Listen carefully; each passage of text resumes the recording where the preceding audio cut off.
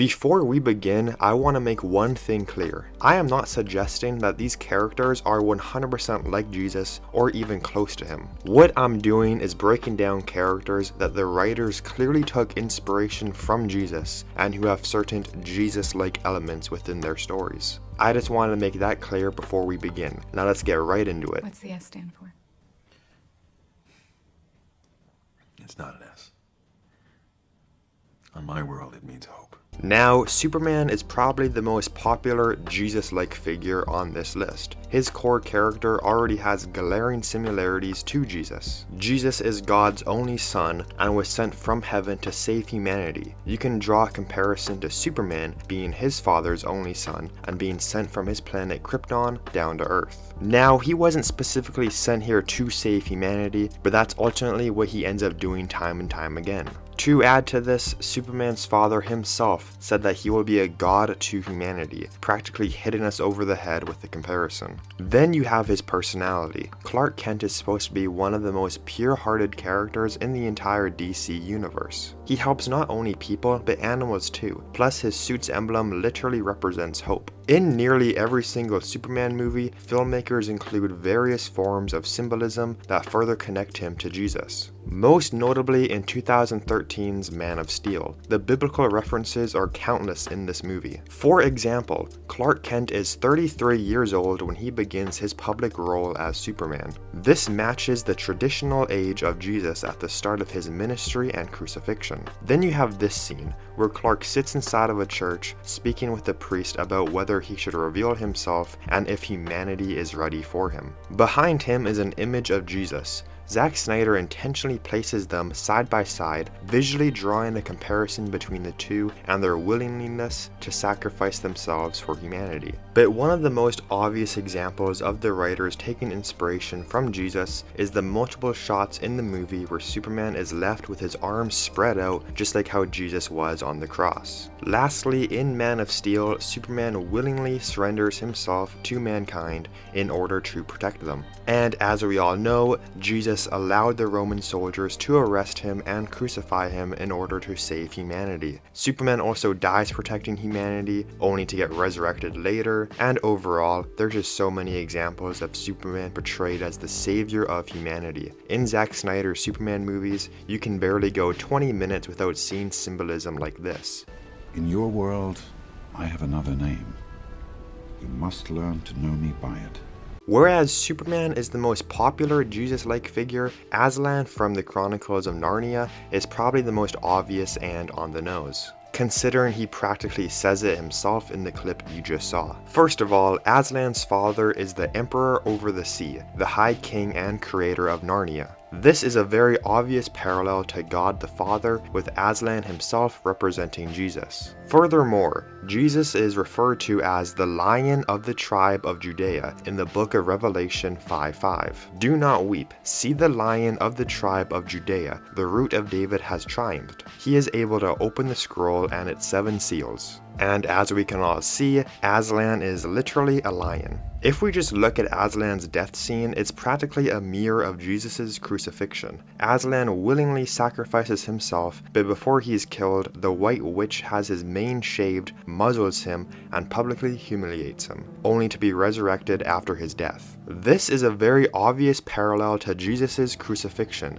where he was beaten, mocked, humiliated, and nailed to the cross before his death. Aslan also creates Narnia out of nothing by singing it into existence. And lastly, at the very end of the Narnian universe, Aslan commands the sun to go out and judge all creatures. Those who love him look into his eyes and enter his kingdom, while those who reject him turn away into the shadows. This mirrors the biblical depiction of the Last Judgment, and yeah, that's pretty much it for Aslan. There's zero question about it, he is supposed to be Jesus. The entire Chronicles of Narnia story is heavily rooted in Christian theology.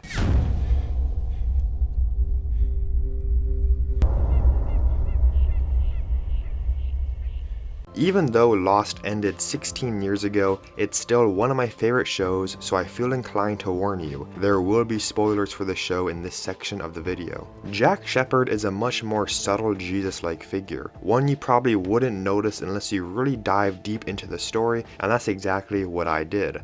Let's start with his symbolism and family ties. His father's name is Christian Shephard. This is a clear reference to Christ the Good Shepherd, one of Jesus' major titles from passages like John 10:11, where Jesus says, "I am the Good Shepherd. The Good Shepherd lays down his life for the sheep." If you haven't seen Lost, the survivors would pretty much be screwed if Jack wasn't around. He's the doctor that everyone looks to for leadership. His role throughout the entire show is to lead the survivors and protect his flock. And at the end of the series, we even see him sacrifice himself for the rest of the characters and, in extension, humanity, which ties directly back to the idea that the Good Shepherd lays down his life for the sheep. But it doesn't stop there. Many times during the show, we see that Jack Shephard has a messiah complex, which is a psychological state where an individual believes they are chosen or solely responsible for saving, rescuing, or redeeming others. Which honestly, to an extent, is true.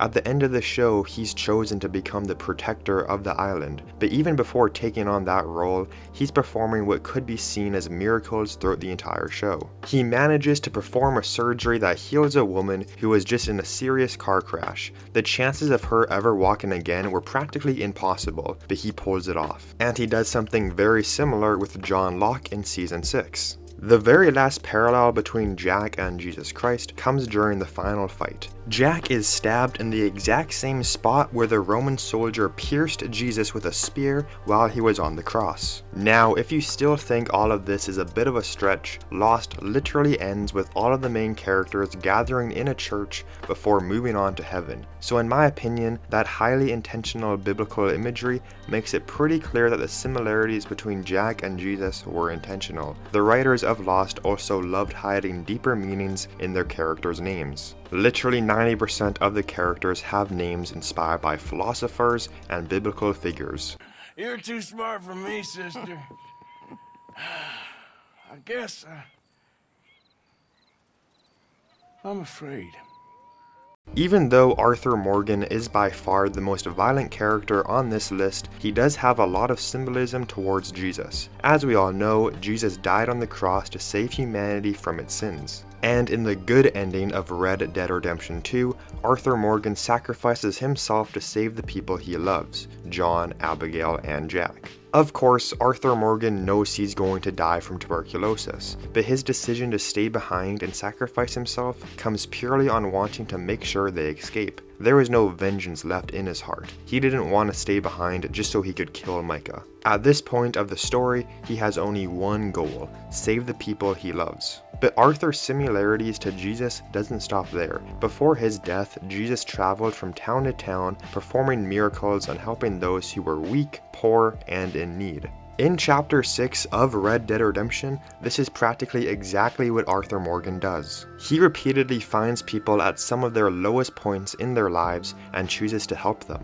For some of these people, Arthur Morgan is the miracle, specifically that family in Annesburg. If Arthur Morgan didn't show up and resolve them of their debt, it would have ended very poorly for them. They just lost their husband/father and were in the process of losing their house until Arthur showed up. And that practically goes for everyone Arthur helps in Chapter 6. Without him, all of their stories don't end very well. But now let's get to the very last Jesus-like character on this list.